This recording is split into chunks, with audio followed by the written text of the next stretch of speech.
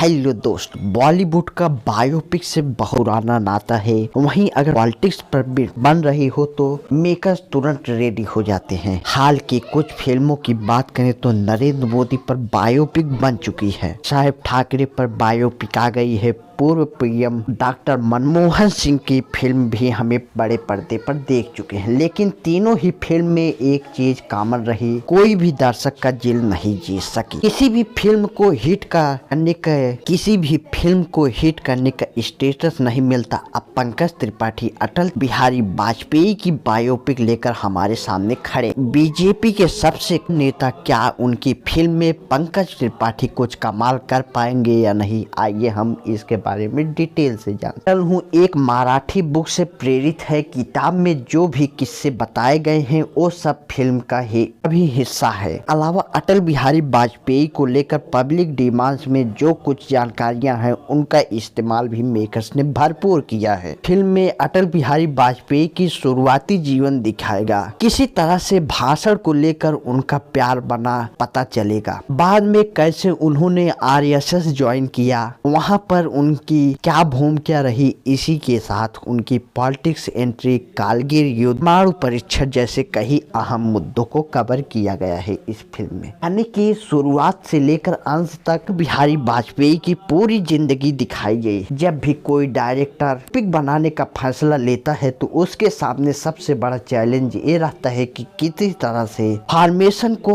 अलग अंदाज से दिखाया जा सके। अटल बिहारी वाजपेयी की बात कर लीजिए, गूगल पर उनकी लाइफ की पूरी जानकारी मौजूद। अनसुने किस्से भी मीडिया में कई बार आ चुके हैं। ऐसे में डायरेक्टर के सामने चुनौती ये थी कि कुछ अलग या कहना चाहिए, ज्यादा इंटरेस्टिंग तरीके से दिखा सकते हैं थे या नहीं। हानि पड़ेगा काम में मैं अटल हूँ के डायरेक्टर पूरी तरह सफल नहीं हो पाए हैं। ये फिल्म 2 घंटे 29 मिनट की है, लंबी तो है ही, बोर भी करती है। अब भी वाजपेयी की लाइफ कोई इतनी बोरिंग नहीं है, लेकिन फिल्म को जिस तरह से ट्रीटमेंट दिया गया है उस वजह से कहानी का फ्लो कई बार टूटता है। आप खुद सोचिए, कारगिल युद्ध, परीक्षण, देश में इमरजेंसी लगना, ये सब देश का इतिहास बदलने वाली इवेंट हैं। हर किसी को उनमें दिलचस्प नहीं होता, लेकिन यहाँ ज्यादा सिंपल रखने के चक्कर में दर्शकों को बोर करने का काम किया गया है। डिपार्टमेंट में मेकर्स की अप्रोच काफी डल रही।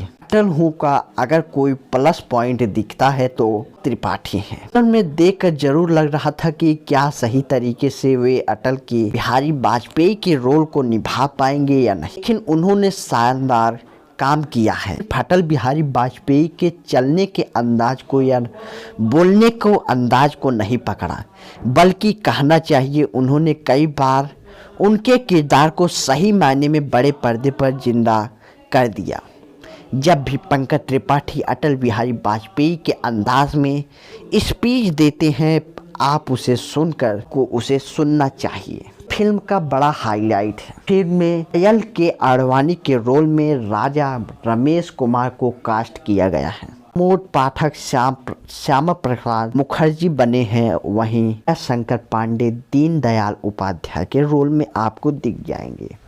तीनों का ही काम एवरेज है। मेकर्स ने भी उनके किरदार को ज़्यादा एक्सप्लोर करने की कोशिश नहीं की है। इस फिल्म का निर्देशन रवि यादव ने किया है, नेशनल अवार्ड विनिंग डायरेक्टर हैं। ऐसे में उम्मीद पहले से ही काफ़ी ज़्यादा थी। उनकी इस बात के लिए तारीफ जरूर बनती है कि उन्होंने पूरी तरह सच्चाई के साथ, बिना फैक्ट के साथ छेड़छाड़ किए वाजपेयी जी के लाइफ को दिखाने की कोशिश की है। बाबरी विध्वंस का अटल बिहारी वाजपेयी ने विरोध किया था, तो फिल्म में उसे उसी तरह से दिखाया गया है। किसी तरह की राजनीतिक दबाव नहीं देखने को मिला है। डायरेक्टर से 2 हो गई। पहली एक कि उन्होंने फिल्म की लंबाई पर ध्यान नहीं दिया, ज़्यादा ही लंबा खींच दिए हैं। इसके ऊपर कहानी को बांध के रखने वाली एलिमेंट मिसिंग हैं। के गानों की बात करें तो उन्हें ठीक ठीक ही कहा जा सकता है। बैकग्राउंड म्यूजिक तो काफ़ी बेहतरीन होना चाहिए था। तो ये फिल्म बड़े पर्दे पर के लिए नहीं बनी है। पंकज त्रिपाठी की एक्टिंग तो OTT पर भी एंजॉय कर सकते हैं। उसके लिए पैसे खर्च कर हार जाने की ज़रूरत नहीं, यानी कि बॉलीवुड को अच्छी बायोपिक के लिए और इंतज़ार करना पड़ सकता है। ये कुछ जानकारियाँ वीडियो देखने के लिए आप सभी का बहुत बहुत धन्यवाद।